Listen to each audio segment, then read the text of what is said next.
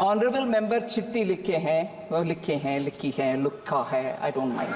आप समझ रही हो बात। मेरा हिंदी का मजाक मैं उड़ा रही हूं जी, क्योंकि मैं ये ऐसे स्टेट से आ रही हूं। भाई साहब, आप उसके पक्ष में बैठे हो ना, आप जरूर पूछिए। मैं ऐसे स्टेट से आ रही हूं जहां हिंदी पढ़ना गुनाह लगता है। नमस्कार, मैं समर भूमित रोहित शर्मा। हिंदी भारत की राष्ट्रभाषा है और इस पर पूरे देश में बवाल चल रहा है। भारत के जिन हिस्सों में हिंदी बोली जाती है वहां पर हिंदी रचनाएं जिस तरह से ही बनती है, अब असल में वो गाली गलौज की भाषा बन गई है। इसके उलट दक्षिण भारत की बात करें तो वहाँ हिंदी का विरोध चल रहा है। यहाँ तक कि संसद में पश्चिम बंगाल की तरफ से आई हुई एक जो जेएनयू की पढ़ी हुई निर्मला सीतारमण है, वो हिंदी पर काफी टिप्पणी किए थे और हिंदी भाषा में लिखा लिखी लुखा इस तरह सब प्रयोग किए थे। उन्होंने कहा था कि हमें तो हिंदी पढ़ने को भी मना किया जाता है। ये पश्चिम बंगाल की बात है, उसका भी क्लिप हम लगा देंगे इस पर। और दक्षिण भारत की बात करें, तमिलनाडु की बात करें हम वहाँ, तो वहाँ पर बाकायदा हिंदी में लिखा हुआ शब्द जो स्टेशन पर लिखा हुआ था उसको मिटाने की कोशिश की गई थी। यहाँ तक कि रुपीज का जो सिंबल बनाया गया है, जिसमें कि रॉक का तरह बनाया हुआ है, हिंदी का इनपुट लगता है उसमें है, उसको बदलने की बात चल रही है। सवाल है, भारत में हिंदी पर बवाल क्यों? मेरे साथ है श्रोतो चटर्जी और ये इनसे जानेंगे हम कि आखिर क्या समस्या है कि आजादी के 75 साल के बाद भी हिंदी भाषा पर बवाल मचा हुआ है। श्रोतो जी, बहुत बहुत स्वागत भूमि में है आपका। धन्यवाद आपका। श्रोतो जी, ये जो हिंदी पर बवाल मचा हुआ है, आखिर ऐसा क्यों हो रहा है? ये क्यों भारत की भाषा होने के बावजूद इस पर बवाल इस तरह से क्यों मचा हुआ है? देखिए, आपने जो इंट्रोडक्शन में कहा, पहले ही लाइन गलत है कि हिंदी भारत की राष्ट्रभाषा है। हिंदी भारत की राष्ट्रभाषा नहीं है। हिंदी बाकी 15 रिकॉग्नाइज्ड लैंग्वेजेस के साथ साथ एक राजभाषा है। भारत की कोई राष्ट्रभाषा नहीं है। पहली बात इसको समझ लीजिए। भारतीय राष्ट्रभाषा परिषद की स्थापना हुई थी नेहरू जी के समय में, लेकिन हिंदी को कोई राष्ट्रभाषा के रूप में मान्यता नहीं मिली, नंबर 1। नंबर 2, हिंदी से या किसी भी भाषा से कोई भी बैर किसी भी कम्युनिटी के लिए शोभा नहीं देता है। भले भारत की राष्ट्रभाषा हो या ना हो, हिंदी भारत के एक बड़े हिस्से में बोले जाने वाली भाषा है, इसलिए इसके साथ बैर कोई स्वाभाविक बैर नहीं है। तमिलनाडु का जहां तक सवाल है और दक्षिण भारतीय राज्यों का जहां तक सवाल है, वो हिंदी के विरुद्ध में नहीं है, वो हिंदी को थोपने के विरुद्ध में। केंद्रीय सरकार ने, मोदी सरकार ने न्यू एजुकेशन पॉलिसी के तहत 3 त्रिभाषा फॉर्मूला को लागू करने की दोबारा कोशिश की। त्रिभाषा फॉर्मूला आज की बात नहीं है, ये 50 साल से भारत में है, उससे भी ज्यादा से भारत में। और उत्तर भारत के राज्यों में क्या होता है कि हिंदी अंग्रेजी के साथ एक संस्कृत को जोड़कर पढ़ा दिया जाता है। कुछ मुस्लिम छात्र जो है वो फारसी भी पढ़ते रहे हैं, उर्दू भी पढ़ते रहे हैं। तो इस तरह से त्रिभाषा फॉर्मूला की लाज रख ली गई। तो संस्कृत जो है वो आम बोलचाल की भाषा अब नहीं रही, इसलिए संस्कृत पढ़ना सिर्फ एक्स्ट्रा सब्जेक्ट में मार्क्स लाने के लिए है और उसका कोई वैल्यू नहीं। अभी जो न्यू एजुकेशन पॉलिसी है, इसमें कहा जा रहा है कि आप तमिल और अंग्रेजी के साथ साथ हिंदी भी पढ़ाइए। तो इसके लिए आप बाध्य किसी को कर नहीं सकते। पहली बात दिमाग में आप ये रख लो, दर्शक लोग ये रख लें कि 3 तरह के सब्जेक्ट होते हैं कॉन्स्टिट्यूशन में।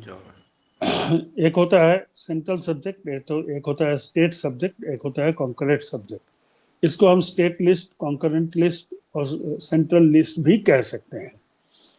तो भाषा और शिक्षा जो है, शिक्षा कॉन्करेंट लिस्ट का सब्जेक्ट है। Law and order state list में आता है। फॉरेन पॉलिसी वगैरह जो होता है, राष्ट्रीय आर्थिक नीति जो होती है, वो सेंट्रल लिस्ट की बात आती है। तो ये विभाजन स्पष्ट तरीके से कर दिया गया है। कॉन्करेंट लिस्ट का मतलब क्या हुआ कि बिना स्टेट गवर्नमेंट की सहमति या अनुमति से शिक्षा के क्षेत्र में कोई भी निर्णय सेंट्रल गवर्नमेंट किसी भी राज्य पर नहीं थोप सकती। कल अगर कोई बोल दे कि बंगाल में तमिल पढ़ाना मस्ट है तो ये नहीं हो सकता।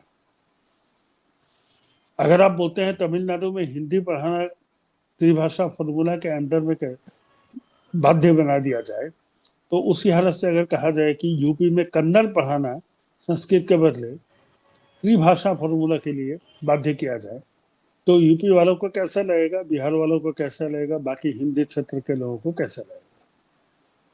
तो ये एक कॉमन सेंस है। दरअसल क्या है कि देखो, भारत का, मैं थोड़ा गहरे इसमें जाता हूँ इतिहास में, मैं भाषाई दंगों की बातें नहीं करूंगा। तमिलनाडु में जो भाषाई दंगे हुए, किस तरह से डीएमके ने उसको लीड किया, ये सारी बातें लोगों के जहन में हैं ऑलरेडी, ये कोई नई बात नहीं है। भारत का विभाजन जो हुआ था वो हिंदी हिंदू हिंदुस्तान और लड़के लेंगे पाकिस्तान के नारे पर हुआ। आप देखेंगे इसमें मजेदार बात क्या है कि जो राइट विंग लोग जो थे, जो अंग्रेजों के दलाल थे, गुलाम थे, मुखबिर थे, देशद्रोही थे, वही लोग तो आज सत्ता में आ गए ना, चोला बदल कर। तो इन लोगों का ही नारा एक जमाना में होता था, हिंदी हिंदू हिंदुस्तान। इसमें कॉन्ट्रडिक्शन है। हिंदी ठीक है, हिंदू भी ठीक है, क्योंकि वो जब कह रहा है लड़के लेंगे पाकिस्तान इसके बदले में, तो इधर से कहा जा रहा है हिंदुस्तान। लेकिन हिंदुस्तान तक आते आते उर्दू आ गई, ना हिंदी रही ना हिंदू रहा। मजेदार बात देखो, ये लोग जो नारेबाजी करते हैं उसका भी मतलब इन लोगों को मालूम नहीं। ये इतने प्रचंड मूर्खों की कैटेगरी में आते हैं। तो इन लोगों ने क्या किया, हिंदी के साथ हिंदू को जोड़ दिया, हिंदू के साथ हिंदुस्तान को जोड़ दिया। हिंदू शब्द अपने आप सिंधु से आया है। अरबी लोग सौ नहीं बोल पाते थे तो हौ बोलते थे, इसलिए सिंधु को ये लोगों ने हिंदू कहा, हिंद कहा। और सिंधु नदी के इधर नीचे वाले हिस्से में जो लोग हैं उन लोगों को हिंदू कहा गया। ठीक है, तो जब उन लोगों को हिंदू कहा गया तो उस समय में हिंदू मुस्लिम ये सब अलग अलग कम्युनिटीज के बारे में कोई पहचान नहीं थी। मुस्लिम यहाँ पर थे नहीं। जिसमें मैं चीज जोड़ दे, आपने कहा कि सिंधु से हिंदू बना है, क्योंकि सौ नहीं बोल पाते थे इसलिए हिंदू बोलने लगे। एक्चुअली इस पर विवाद भी है, और कहा जा रहा है कि मुगल काल जब मुसलमान लोग भारत में आए तो वह लोग मुगल काल में या उससे पहले वह हिंदू को बकायदा, जो बौद्धिस्ट लोग थे भारत में, क्योंकि बौद्ध धर्म भारत में था, तो जो ब्राह्मण थे वो अपने आप बोले मैं ब्राह्मण हूँ, और बाकी जो बचे हुए लोग थे, गरीब गरीब पिछड़े हुए लोग, इनको हिंदू कह करके जो अपमानित करने का प्रयास किया गया, वो अपमानित वाला मसला है। वो सब बात की बातें हैं। मुस्लिम आक्रांता भारत में किस सदी में आए थे और मुगल किस सदी में आए थे, इसको देखिए। ठीक है, जो सबसे पहले टर्को अरब का जो इन्वेजन हुआ था उस समय सिंध से हिंद बना था। और जो मुगल पीरियड में या उसके बाद मुगल पीरियड में ब्राह्मण लोग क्या थे कि अकबर के इधर बड़े बड़े बादशाहों के दरबार में वो लोग भी दरबारी हुआ करते थे, तो उन लोगों ने अपने को ब्राह्मण कहा। आप मुगल पीरियड छोड़ दीजिए, ब्रिटिश पीरियड में भी ब्राह्मण अपने को ब्राह्मण लिखते थे जाति के नाम पर, और बाकी लोगों को हिंदू कहा था, यानी वो लोग नीचे। अब इसमें अगर हम एंथ्रोपोलॉजिकली जाएं, इसमें बहुत सारी चीजें आ जाएंगी। जैसे आर्य लोग आए थे भारत में, आर्य लोगों में पुजारी थे, उन्हीं वही कालांतर में ब्राह्मण बन गए, और बाकी लोग जो थे क्षत्रिय वैश्य शूद्र, जो वर्ण विभाजन की बात होती है, उनको हिंदू की कैटेगरी में ढकेल दिया गया। तो ब्रिटिश पीरियड में भी आप देखोगे ब्राह्मण अलग से अपनी जाति लिखता था और बाकी लोगों को हिंदू कहा जाता था, कास्ट हिंदू। ठीक है, तो ये एक सच्चाई रही है। तो हिंदी हिंदू हिंदुस्तान में उस सच्चाई को नजरअंदाज किया गया। उसमें ब्राह्मण भी हिंदू, क्षत्रिय भी हिंदू, वैश्य भी हिंदू, शूद्र भी हिंदू, यानी जो मुस्लिम नहीं है वो हिंदू, सीधी बात। ठीक है, इसीलिए हिंदू जैन पंथ को, बौद्ध धर्म को, सिखिज्म को हिंदू धर्म की अलग अलग शाखाओं के रूप में मान्यता दी गई। और इस मान्यता देने के क्रम में हिंदू धर्म सर्वग्रासी बन गया। वो बौद्ध, जैन और सिखिज्म को भी अपने छतरी के तले समाने की कोशिश में रहा। ये रहा है इसका इतिहास, सही इतिहास जो लोगों की जानकारी में होनी चाहिए। अब उससे हम लोग आगे बढ़ते हैं। जो हिंदुस्तान का नारा लगा था, उस समय भारत को सांप्रदायिक आधार पर विभाजन करने के लिए हिंदू महासभा के लोगों ने यह नारा दिया था, जिसको प्रकारांतर में संघ ने भी मान्यता दी और संघ भी उसी रास्ते चल पड़ा। चलो, भारत का विभाजन हो गया, हिंदू का हिंदुस्तान हो गया, उधर लड़के लेंगे पाकिस्तान, नाराए तकदीर भी हो गया, ये सारी बातें पुरानी हो गई। लेकिन भाषाई साम्राज्यवाद का एक नया रूप उस समय उभार ले रहा था भारत में। इसे समझने की जरूरत है। भाषाई साम्राज्यवाद किसे कहते हैं? आज के दिन में भारत की 64 करोड़ आबादी हिंदी बोलती है। सबसे बड़ी आबादी तो हिंदी बोलने वाले की, 64 करोड़ आबादी, जिसमें बिहार, यूपी, एमपी, राजस्थान के कुछ हिस्से वगैरह, इतनी बड़ी आबादी हिंदी बोलती है, छत्तीसगढ़। तो स्टालिन ने एक बात कही कि हिंदी ने जो भाषाई साम्राज्यवाद स्थापित किया, उसके चलते उत्तर भारत की 25 भाषाएं विलुप्त हो गई। उन्होंने क्या कहा, क्या गलत कहा? तुलसीदास की इस भाषा में रामचरितमानस लिख रहे थे, क्या वो हिंदी अवधि नहीं, अवधि था। सूरदास किस में लिख रहे थे? कोई अवधि में लिख रहा था, कोई ब्रिज भाषा में लिख रहा था, कोई मैथिल में लिख रहा था, कोई मगही में लिख रहा था, कोई भोजपुरी में लिख रहा था। इस तरह से 25 भाषाएं थी जो अलग अलग क्षेत्र में सिमटी हुई थी, लेकिन दूसरे क्षेत्रों पर भी उनको समझी जाती है। जैसे मगही को भोजपुर में भी समझा जाता है और भोजपुरी को मगध इलाके में भी बिहार में समझा जाता है। ऐसा नहीं हम कह सकते कि गया का आदमी या मगध का इलाके का आदमी भोजपुरी भाषा नहीं समझता है, समझता है। मगही बोलने वाले लोग मैथिल को भी समझते हैं, मैथिल बोलने वाले लोग मगही को भी समझते हैं। इसी तरह से अवधि समझने वाले लोग ब्रज भाषा भी समझते हैं, ब्रज भाषा समझने वाले लोग अवधि भी समझते हैं, वज्जी का भी समझते हैं। तो ये एक भाषा जब तक लोक संस्कृति का हिस्सा होती है, चूंकि मैं भाषा और साहित्य का विद्यार्थी रहा हूँ, तो मुझे इन सारी चीजों का बारे में थोड़ी बहुत जानकारी है। बड़े बड़े विद्वान है दुनिया में, उनकी बात अलग है। जहां तक मेरी समझ है कि भाषा जो है वो लोक संस्कृति और लोक मानस का हिस्सा होती है, उसकी अभिव्यक्ति होती है। तो हिंदी को लाया अमीर खुसरो। जिन मुसलमानों को ये गाली देते हैं उन्हीं में से एक व्यक्ति था अमीर खुसरो, जो कि जिसे हम खड़ी बोली हिंदी कहते हैं, वो अमीर खुसरो ने भारत में इंट्रोड्यूस किया।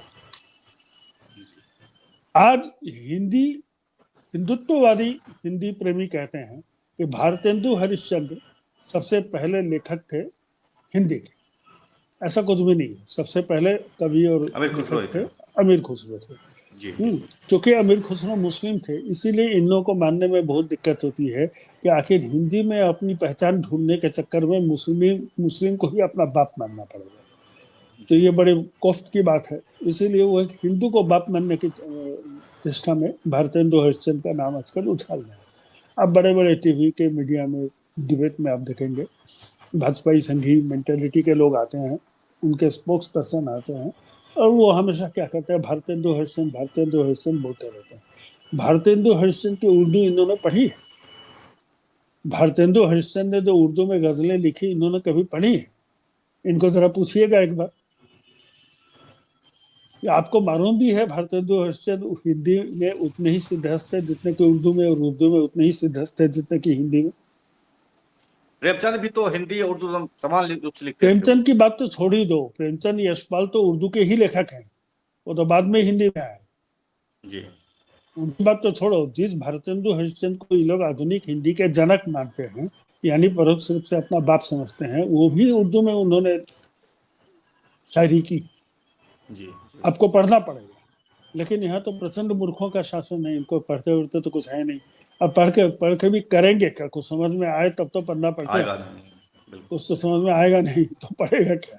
पढ़ के भी फायदा अब क्या? तो गाली गलौज की भाषा बन गई है हिंदी एक तरह तो से, गाली अब जो भी लोग वो वो पूरा तो मतलब वो गाली गलौज का एक नया वो नया। वो तो बनी गई है हिंदी गाली। हिंदी शब्द ही एक गाली बन गई है, तो हिंदी भाषा छोड़ो इन लोगों की कृपा से। नहीं तो हिंदी में जी तो हम लोग लिखते पढ़ते बोलते रहे हैं बचपन से ही, है ना। हमारे लिए तो बहुत माई डियर लैंग्वेज है। हमारे लिए तो कोई भेदभाव है नहीं मन में। मैं बंगाली हूँ, हिंदी में लिखता हूँ, बंगला में भी लिखता हूँ, अंग्रेजी में भी लिखता हूँ, मेरी इच्छा है। मैं जिस जी आइडिया को जैसे प्रकाश में ला सकता हूँ मैं लाता हूँ। ये मेरी मर्जी है। इस पर कोई बोलने से थोड़ा कुछ हो जाएगा कि आप कन्नड़ में ही लिखो, तो मैं कन्नड़ जानता नहीं हूँ तो कैसे?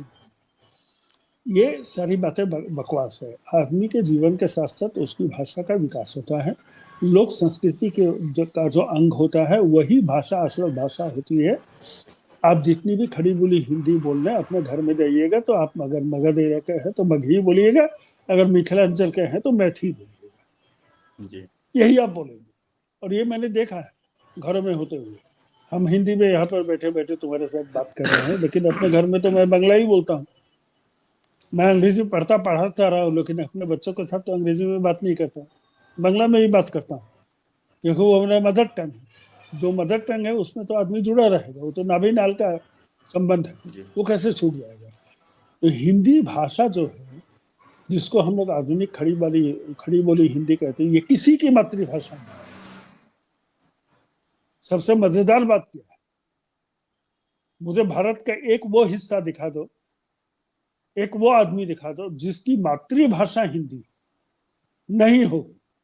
उसकी अवधि होगी, ब्रज होगा, भोजपुरी होगी, मगही होगी, मैथिल होगा, अंगिका छत्तीसगढ़िया होगा, होगा, बज्जिका होगा, बिल्कुल बज्जिका बिल्कुल। होगा, जो भी होगा, लेकिन हिंदी नहीं।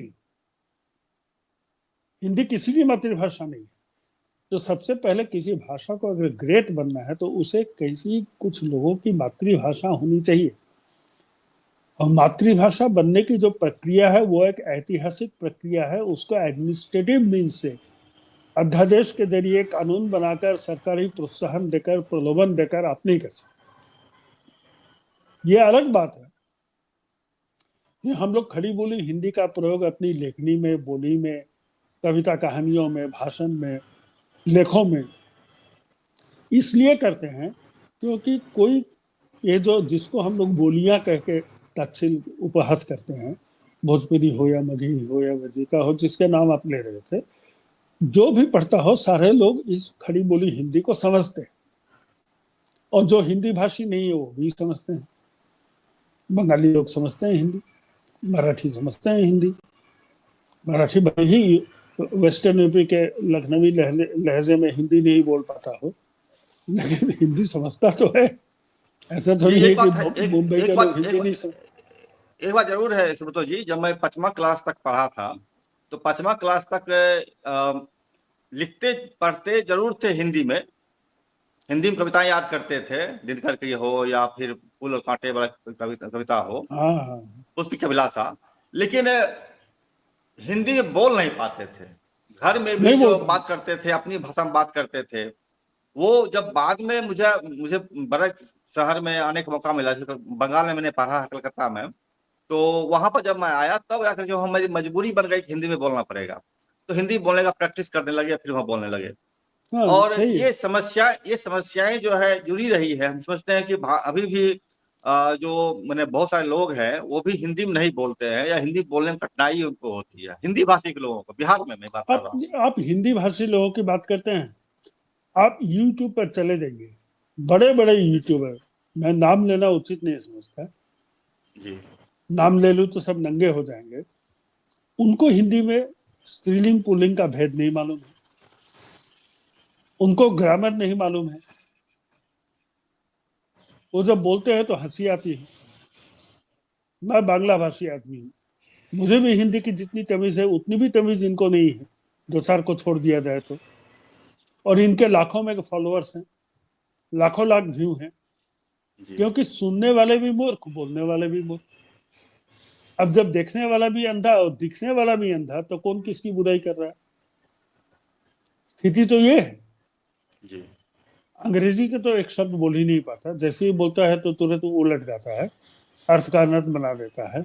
जहां तक हिंदी मैं देख रहा हूँ यूट्यूब पर, जो अहिंदी भाषी हैं, जब वो हिंदी बोलते हैं तो वो बेहतर हिंदी बोलते हैं, और जो जी हिंदी भाषी हैं जब वो हिंदी बोलते हैं तो वो गलत बोलते हैं। ऐसा क्यों हो रहा है?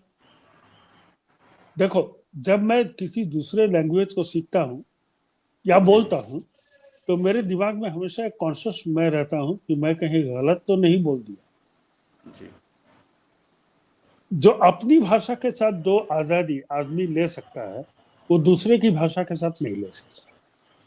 ये एक साइकोलॉजी, ये एक नेचुरल चीज है। तो जी इसका नतीजा ये होता है कि वो लोग बोलते हैं, लेकिन वो लोग गलत सलत बोल के निकल जाते हैं।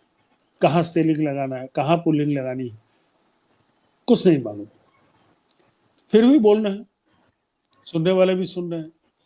तो मैं जो आपको कह रहा हूँ, मेन मूल बात को समझ के रखिए कि अगर कोई भाषा किसी व्यक्ति या समूह विशेष की मातृभाषा नहीं बनती है, तो उस भाषा को आप सहज स्वीकार्य बनाकर पूरे देश क्या, पूरे एक कम्युनिटी में भी नहीं आप सर्वज्ञ बना श्रोतो जी, सकते। श्रोतो एक एक चीज जरूर बोलेंगे हम कि जैसे कि आपको जब जो हिंदुस्तान की बात करते हैं और हिंदी को पूरे भारत में थोपने की बात आरएसएस कर रही है, चलाने की बात कर रही है, जब उसी पार्लियामेंट में आरएसएस के ही मैंने भाजपा के ही लोग, निर्मला सीतारमण जब हिंदी का मजाक उड़ाती है, लिखी लुखा करके बोलती है उनको, या फिर बोलती है कि मेरी भाषा है ही नहीं, हम पढ़ाने चाहते हैं, तो वही लोग इस पर हंस भी रहे थे, खुशी मना जश्न मना रहे थे, तालियां पीट रहे थे। यह देखो, भी एक नया मतलब दोगलापन दिखता है इनके अंदर में। देखो क्या है, मैं जो हिंदुस्तान की बात मैंने क्यों की, मैंने इसलिए नहीं की कि उसको उस नारे के साथ भारत का विभाजन हुआ। मैं इसलिए कहा कि हिंदी को एक सांप्रदायिक टूल के हिसाब से यूज किया जा रहा है। जी बिल्कुल। असल बात यहाँ पर है, जिस तरह से हिंदी हिंदुस्तान का नारा सांप्रदायिक टूल की तरह से इस्तेमाल करके देश के विभाजन की प्रक्रिया शुरू की गई थी, उसी तरह से अब हिंदी भाषा को एक सांप्रदायिक हथियार के रूप में यूज करके north and south divide, Bharat के विभाजन, एक और विभाजन की रूपरेखा तैयार की। देखा जा रहा है। इससे बिल्कुल इससे आपको समझना पड़ेगा, सावधान होना पड़ेगा। बिल्कुल, ये बहुत बड़ी बात कहा है आपने, है कि भाषा के आधार पर विभाजन का जो मामला बन रहा है वो दिख रहा है, नहीं, और मैंने तो इसको 2014 में, भाषाई साम्राज्यवाद भी कह सकते हैं। लेकिन सुबह तो ये चाहिए हमको, आप मान लीजिए कि एक बार कोशिश की गई थी, मैंने हम लोग दिल्ली में एक प्रोग्राम बैठे हुए थे, वहाँ पूरे भारत से लोग आए हुए थे, वॉलंटियर्स वगैरह, जिसमें कि आंध्रा के लोग थे, तमिलनाडु के लोग थे, कन्नड़ के लोग थे, और लोगों के लोग थे, पंजाबी लोग थे, बिहार के लोग थे। तो तय किया गया था कि हम लोग अंग्रेजी का बाइकआउट करेंगे, तो अंग्रेजी का बाइकआउट करेंगे और हम लोग जो अपनी भाषा में बात करेंगे। समस्या पैदा ये हो गई कि कोई कन्नड़ बोल रहे हैं, कोई तेलुगु बोल रहे हैं, कोई हिंदी बोल रहे हैं, कोई उधर बोल रहे हैं, तो सारा चीज ही गटमट हो गया। तो ऐसे में जो है मतलब फिर से सब लोगों को अंग्रेजी पढ़ाना पड़ा, तो ये एक समस्या रही है। सवाल उठता है कि देखिए, भाषा की जो विभिन्नताएं हैं, जैसे यहाँ कहा जाता है, बिहार में भी हम देखते अगर हैं कि हर तीन कोस पर जो है भाषा बदल जाती है।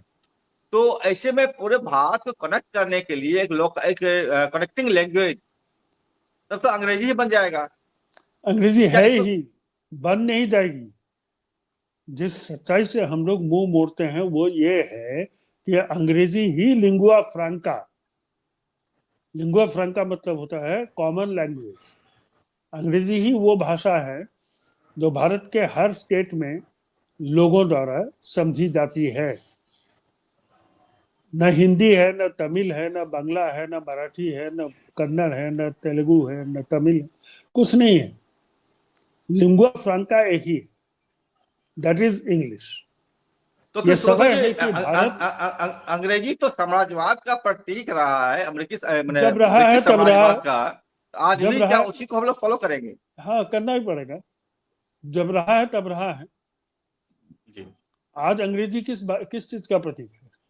आज तो अंग्रेजों का साम्राज्य नहीं रहा। हम्म, हम्म। जब अंग्रेजों का साम्राज्य खत्म हो गया तो वो साम्राज्यवाद का प्रतीक कैसे रह गया? जब था तब था। आज वो टेक्नोलॉजी की भाषा है, आज वो साइंस की भाषा है, आज वो मॉडर्न नॉलेज की भाषा है, आधुनिक ज्ञान की भाषा है। आज नौकरी पाने के लिए आपको अंग्रेजी जानने की जरूरत है, तो आप कहाँ जाएंगे? अधीर उठ कर कहाँ जाएंगे?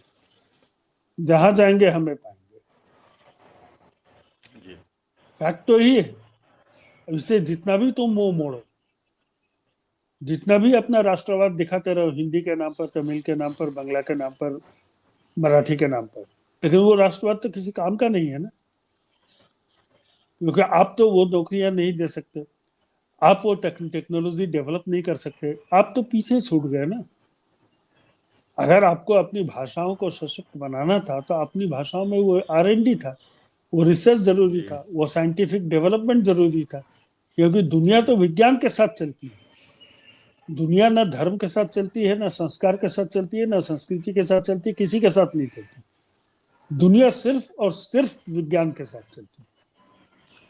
और जो सुब्रत जी, वैज्ञानिक मैं आप पर फैक्ट है, ध्यान आकृष्ट करूंगा। सुब्रत, मैं आपको ध्यान आकृष्ट करना चाहूंगा कि यूपी में जो योगी सरकार है, उन्होंने बाकायदा मेडिकल कॉलेज की पढ़ाई के लिए हिंदी में पाठ्यक्रम तय किया था। इसके बारे में कोशिश बोल सकते हैं ना इसका? अरे भाई, नेहरू जी के समय जो राजभाषा परिषद थी, उस समय क्या हुआ था, हिंदी के शब्दों को अंग्रेजी के बदले प्रयुक्त करने के लिए एक क्या कहते हैं उसको, डिक्शनरी बनी। उसमें बेंच का नाम रहा चूतर थे, ठीक है। और रेलवे स्टीम इंजन, ट्रेन का नाम पड़ा धूम्र शकट वाहिनी लौह पथगामिनी, ठीक है। हम्म, पुलिस का नाम आरक थी। आरक्षी। तो हुआ क्या, दर्शकों को एक मजेदार वाकया मैं सुना दूं। मेरे बचपन का एक हिस्सा आरा जिले में कटा है। आरा शहर में नहीं, आरा जिले के किसी गांव में। हम्म, तो ये 1960 का दशक था। तो उसमें बिहार में एक रूल तैयार हुआ कि जो लोग साइकिल चलाएंगे, उनके साइकिल के सामने एक बत्ती लगी रहनी चाहिए, टॉर्च जैसा। तो बिल्कुल।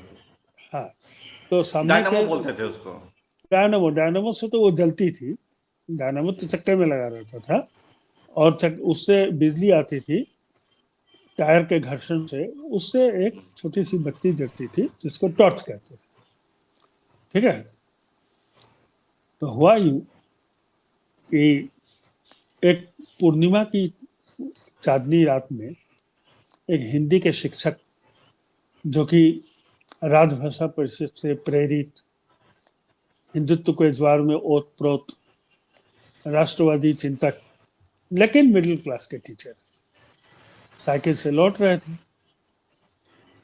घर। अब उनके डायनमो खराब हो गया, बत्ती नहीं जल रही थी। तो रास्ते में एक पुलिस वाले ने उसको रोक दिया। उस समय 2 पैसा, 5 पैसा, 10 पैसा फाइन लगाया जाता था जिनके साइकिल में वो नहीं रहती थी। वो धपाक से साइकिल से उतर गए। उन्होंने पूछा क्या हुआ, तो बोला कि भाई आपके साइकिल में ये नहीं है। पुलिस क्या जानता है कि, जानती है कि वो ये है, टीचर है या क्या है। डायनामो नहीं है, टॉर्च नहीं है। तो उनका प्रश्न था, चंद्रमा चर्चित इस शुभ ज्योत्सना में कृत्रिम प्रकाश की क्या आवश्यकता है आरक्षी? मतलब वो कहना चाह रहे थे कि चांदनी रात में साइकिल में टॉर्च लगाने की क्या जरूरत है। क्या? तो उनका प्रश्न था शुद्ध हिंदी में, चंद्रमा चर्चित इस शुभ ज्योत्सना में कृत्रिम प्रकाश की क्या आवश्यकता है आरक्षी? अब ये भोजपुर आ रहा, तो भोजपुरी एरिया, सिपाही को तो कुछ समझ में आया नहीं। तू हमरा के गड़िया ही हुआ, चल थाना, उठा के ले जाए डंडा से, 2 डंडा मारे कि तो हर सब अंग्रेजी निकल जाएगी। अब वो समझ रहे कि अंग्रेजी बोल रहा है। अब वो बेचारे मास्टर जी हिंदी बोल रहे थे। अब उसको पकड़ के ले गया थानेदार को कहा, थानेदार बेचारा थोड़ा पढ़ा लिखा था, तो उसने कहा मैंने आपको आरक्षी को कोई भी अपशब्द नहीं कहा श्रीमान, मैंने सिर्फ इतना ही पूछा। जब उसने दोहराया उसको तो थानेदार समझ गया कि वही हिंदी के मास्टर होंगे, हिंदी वाले हैं, तो बोले कि जाने दो, ये हिंदी के शिक्षक हैं, है ना, शुद्ध हिंदी बोलते हैं, तो तुमको अंग्रेजी समझ में आ रही है। भगा दिया आरक्षी को, मास्टर को भी छोड़ दिया। तो अगर स्टेशन पर जाकर प्लेटफॉर्म पर तुम बेंच पर बैठे हुए किसी व्यक्ति को कहोगे जरा हटिए, मुझे चुचट ठेक पर थोड़ा स्थान दीजिए, तो तुम्हें क्या करेगा वो? बिल्कुल गाली देगा या और कुछ करेगा? या जाके तुम अगर स्टेशन मास्टर को पूछो धूम्र शकट वाहिनी लोहपत गामिनी कितने बजे आ रही है, तो क्या जवाब देगा? तुमको पागल समझ के जीआरपी थाना में बंद कर देगा। मेरे कहने का मतलब यह है कि जब जब इस तरह का पागलपन होता है, ऐसी अव्यावहारिक, देखो भाषा का एक व्यावहारिक पक्ष है। मैंने तुम्हें क्यों कहा, जो लोक भाषा नहीं है उसकी उन्नति नहीं होती, और लोक भाषा कभी मरती नहीं। दोनों बातें हैं, है ना। लोक भाषा कभी मरती नहीं। बिल्कुल। भोजपुरी मर जाएगी क्या? नहीं मरेगी। आप लाख भोजपुरी इलाके में हिंदी पढ़ाओ, अंग्रेजी पढ़ाओ, जो पढ़ाना है पढ़ाओ, लेकिन भोजपुरी तो रहेगी अपनी जगह, वो मरेगी नहीं। तो जो मैं तुम्हें कह रहा था, भाषा में कोई भी इस तरह का एक्सपेरिमेंट नहीं करना चाहिए जो सरकार संपोषित, क्योंकि किसी सरकार का किसी भाषा से लेना देना नहीं होता है। श्रोता जी, अगर पूरे भारत को ही अगर किसी एक भाषाई में कनेक्ट किया जा सकता है, अगर है अंग्रेजी के अलावा, तो हिंदी एक बृहद भाषा है, तो इसको किस तरह से किया जाना चाहिए? किया जाना चाहिए अगर किस तरह से? नहीं किया जा सकता है। मैंने कहा ना, वो उसके लिए तुम क्या करोगे? एडमिनिस्ट्रेटिव मीन्स यही करोगे। साउथ इंडिया अलग हो जाएगा, नॉर्थ इंडिया अलग हो जाएगा। ये तो मैंने 2014 में जिस दिन मोदी जी ने शपथ लिया था उसी दिन लिख दिया था फेसबुक पर कि भारत अब कई विभाजन की तरफ बढ़ेगा। तो तुम्हें क्या लगता है कि संभल के मस्जिदों को ढांक देने से तो हिंदू मुस्लिम डिवाइड होगा? सिर्फ भारत एक हिंदू मुस्लिम आधार पर डिवाइड होगा? नहीं होगा। भारत हिंदू मुस्लिम आधार पर भी डिवाइड होगा, नॉर्थ साउथ के आधार पर भी डिवाइड होगा। अलग अलग कम्युनिटीज के जो दलित है, अल्पसंख्यक हैं, अति पिछड़े हैं, इनके और उच्च वर्ण के जो लोग हैं उसके आधार पर भी भारत डिवाइड होगा। ये तो डिवीजन, ये तो देखो, राजनीति में दो धारा होती है, एक होती है इंक्लूसिव, एक होती है एक्सक्लूसिव। इसको समझ के दर्शक लोगों के लिए बहुत बेसिक चीज मैं बता रहा हूं। इंक्लूसिव मतलब होता है जो सबको, समाज के सारे हिस्सों को, देश के सारे लोगों को, अलग अलग विचारधाराओं को जो समाहित कर अपने साथ लेकर चले, ये इंक्लूसिव पॉलिटिक्स होती है। एक होती है एक्सक्लूसिव पॉलिटिक्स। एक्सक्लूसिव पॉलिटिक्स क्या होता है? समाज के एक वर्ग को आर्थिक या सामाजिक दोनों दृष्टि से, या देश के किसी एक हिस्से के लोगों को दूसरे हिस्से के लोगों को नेग्लेक्ट करके एक विचारधारा के लोगों को एक्सक्लूसिव विशेषाधिकार प्रदान कर, विशेष मान्यता देकर उनको लेकर चले। तो भाजपा, संघ, फासिस्ट, नाजी, हिटलर, मुसोलिनी, इनकी जो पॉलिटिकल आइडियोलॉजी है वो एक्सक्लूसिव राजनीति की policy. Exclusive means exclusion, exclusion से एक्सक्लूसिव बना है। एक्सक्लूजन का मतलब है बाहर निकालो, मुसलमानों पाकिस्तान चले जाओ,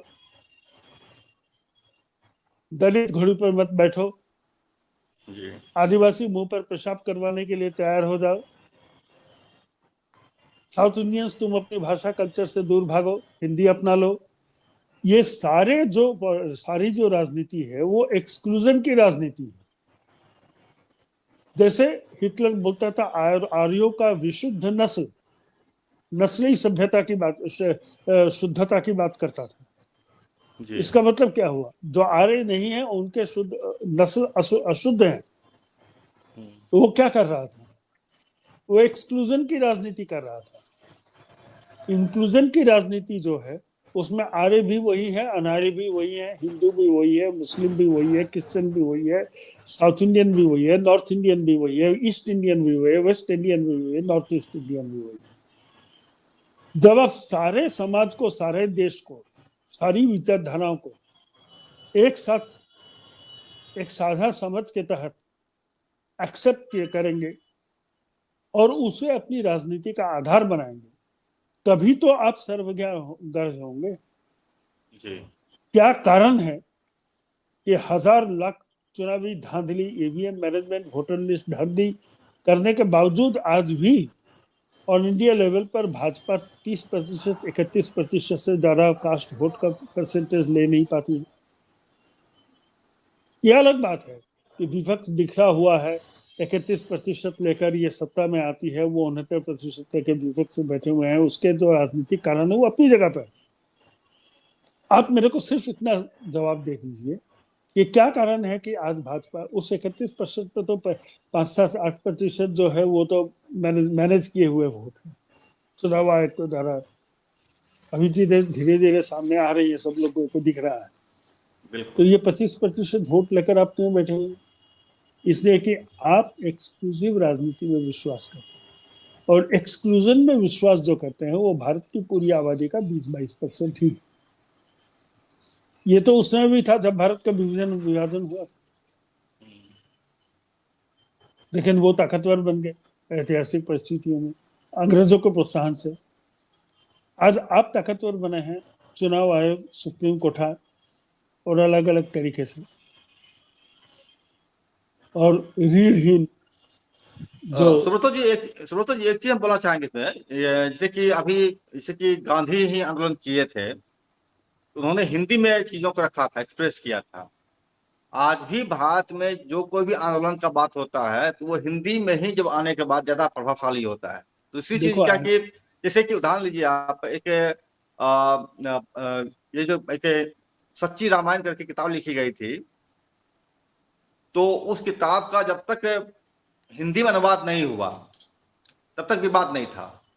जो ही ललन यादव ने उन्होंने उनका हिंदी अनुवाद किया, पूरा विवाद फैल गया, बवाल हो गया, इतना बवाल हो गया कि ललन यादव को भागना पड़ गया, अंडरग्राउंड होना पड़ गया। अरे अंत में भाई, सुप्रीम कोर्ट गए वहां। मैंने तुमको शुरू में ही कहा कि मराठी हिंदी नहीं समझता है क्या? तमिल हिंदी नहीं समझता है क्या? कर्नाटक के लोग हिंदी नहीं समझते हैं क्या?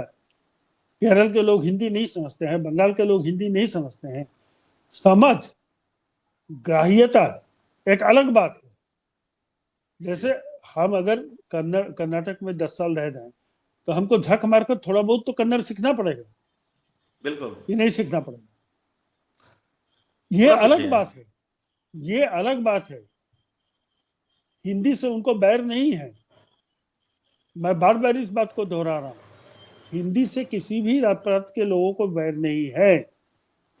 बैर है हिंदी थोपने की जो इनकी साजिश है उससे है। इसके साथ परिसीमन का मुद्दा जुड़ा हुआ है, इस मुद्दे को आप अलग से मत देखिए। अच्छा, पनिशमेंट का मामला है। परिसीमन जो परिसीमन। डिलिमिटेशन हो रही है, जिसके चलते साउथ इंडिया की सीटें संसद में घट जाएंगी और नॉर्थ इंडिया के बढ़ जाएगी। एक तरफ वो हिंदी को इम्पोज करेंगे नॉर्थ साउथ इंडिया में, दूसरी तरफ क्या करेंगे कि यूपी बिहार के सीटों को बढ़ाकर यूपी बिहार जीतकर पूरे भारत पर राज करेंगे। ये मंशा है, दोनों दोनों समानांतर जा रही हैं दोनों धाराएं।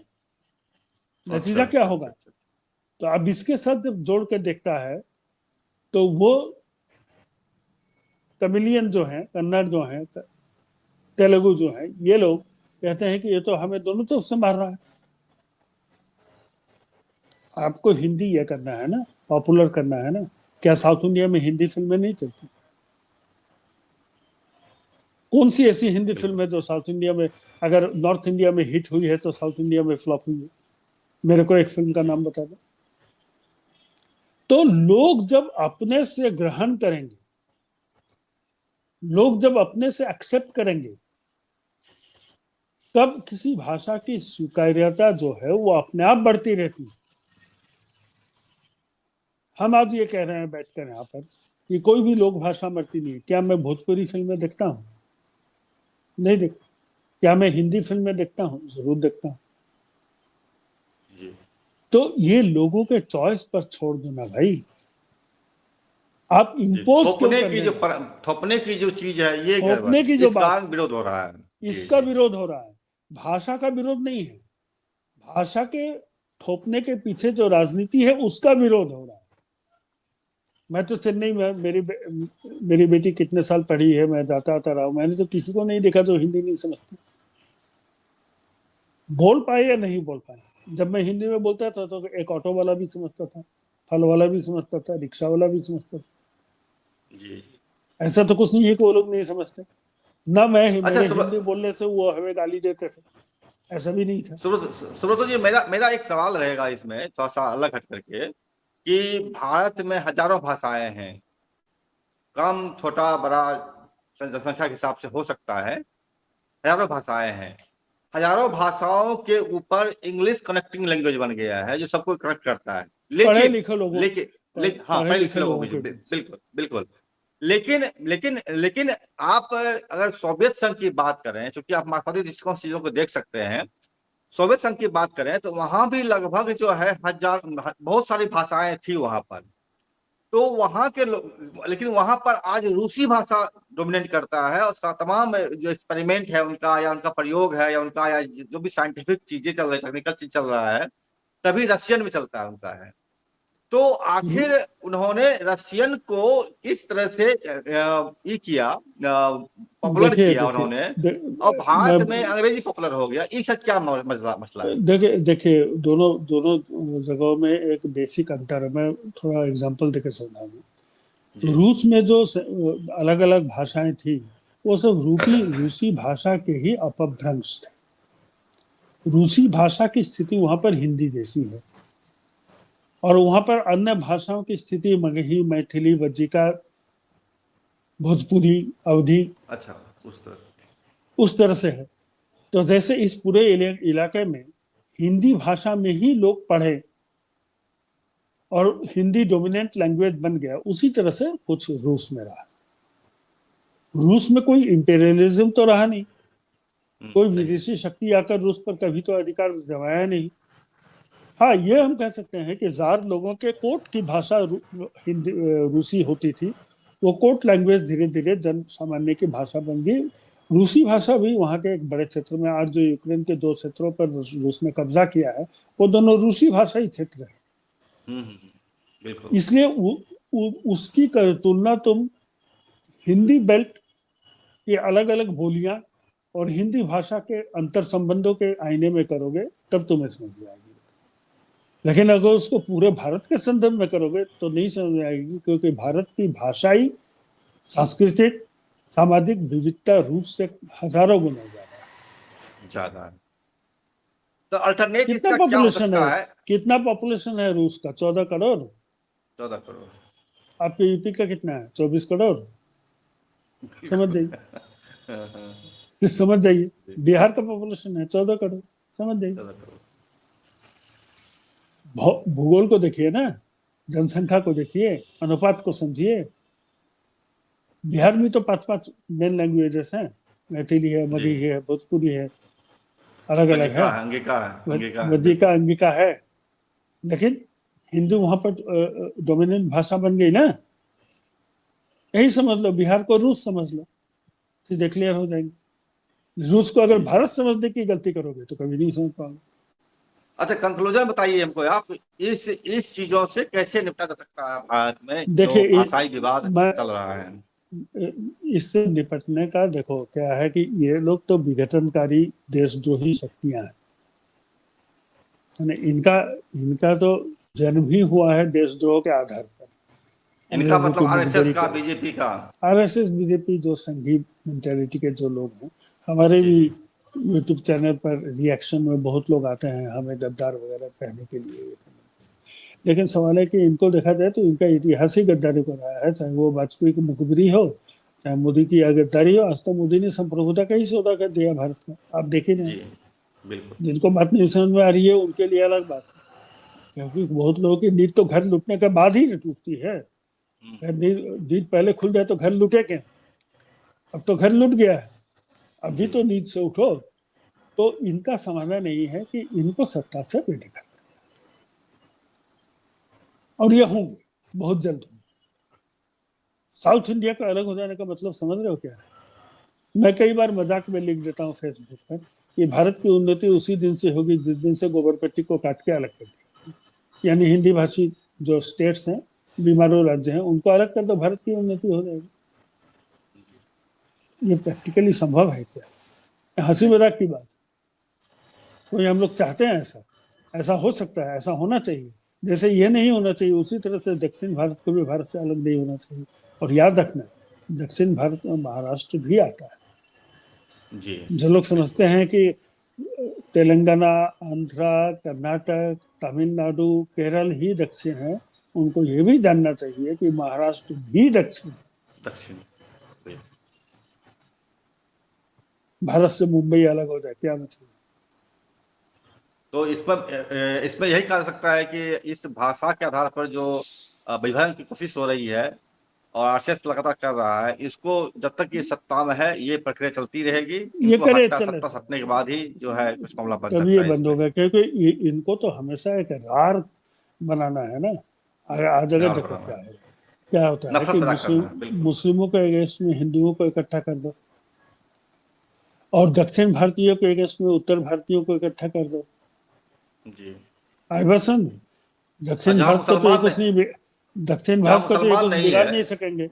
बिल्कुल, जहाँ मुसलमान नहीं है वहां पर दलितों को के खिलाफ उभार दो। देर जहाँ पर ये नहीं हो, आदिवासियों के खिलाफ उभार दो, महिलाओं के खिलाफ उभार दो। यही तो सर नफरत का कारोबार यही रहा तो है इन इनका लोगों है, का। ये तो नफरत और विभाजनकारी देशद्रोही शक्तियां हैं। अच्छा श्रोतो जी, हम लास्ट क्वेश्चन पूछेंगे इस मामला पर। लंबा समय हो गया है, ये तमिलनाडु में जो रुपीज का सिंबल बदलने की बात चल रही है, इसका क्या असर पड़ेगा, संक्षेप में बताएंगे? देखो, रुपीस का सिंबल बदलना तमिलनाडु सरकार के हाथ में नहीं है। उनकी जो ये कोशिश है, ये भी बेवकूफाना कोशिश है ना। ये भारत सरकार के हाथ में है, ये तमिलनाडु सरकार के हाथ में तो है पहली तो बात। हम ये बोल सकते हैं कि वो एक सिंबॉलिक विरोध सिंबॉलिक उनका है। वो एक सिंबॉलिक विरोध है, सांकेतिक विरोध है। ऐसे विरोध ऐसी परिस्थितियों में चलते रहता है, उसको बहुत महत्व देने की जरूरत नहीं है। लेकिन अगर इसको सीरियसली स्टालिन परस्यू करता है, तो कल जाके कर्नाटक वाला बोलेगा हम तो रॉ अलग तरीके से लिखते हैं, हम अपना कर देंगे। बिल्कुल, बिल्कुल। मलयालम में तो रॉ अलग तरीके से लिखा आता है, हम अलग सिंबल कर देंगे। क्यों जी हो नहीं बिल्कुल, होनी चाहिए, बिल्कुल। बहुत अच्छा मतलब बातचीत हुई है आज, और भाषा के सवाल पर जो सांप्रदायिकता को फैलाने की कोशिश आज आरएसएस भाजपा कर रही है, नफरत का कारोबार कर रही है, इस पर भी एक बहुत अच्छी आज जानकारी मिली है श्रोतो चटर्जी जी से। श्रोतो जी, आपका बहुत बहुत इस मामले में आभार प्रकट करते हैं कि आपने चीजों को स्पष्टता से रखा। और ये भी समस्या रही है कि भाषा जिस तरह से डेवलप हो रही है, उसमें अंग्रेजी के प्रभुत्व जिस तरह बढ़ता जा रहा है, वो भी एक सवाल हो सकता है लोगों के मन में। बहरहाल दर्शकों पर छोड़ते हैं, क्या वो सोचते हैं, क्या वो करते हैं वो, और किस रूप में चीजों को देखते हैं। बहरहाल हम यही कहेंगे कि लाइक कीजिए, सब्सक्राइब कीजिए, शेयर कीजिए और हमसे जुड़े रहिए। बहुत बहुत शुक्रिया। आप सबका धन्यवाद।